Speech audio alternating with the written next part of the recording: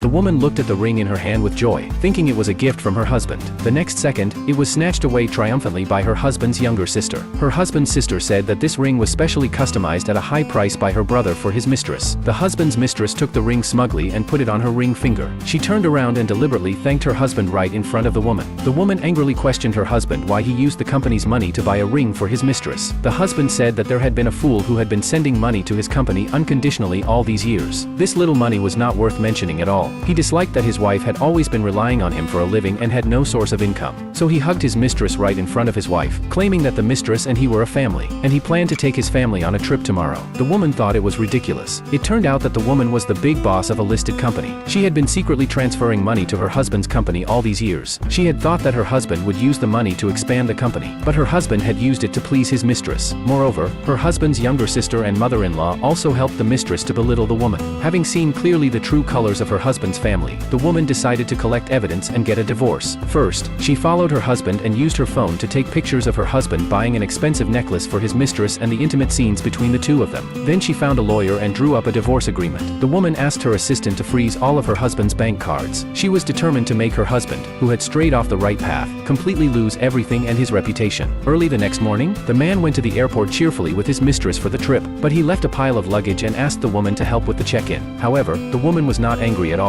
Instead, she was eager to see if the mistress would still be willing to stay with her husband after he had nothing left. Then she changed into a capable high-end custom-made suit, and confidently appeared in front of her husband's family.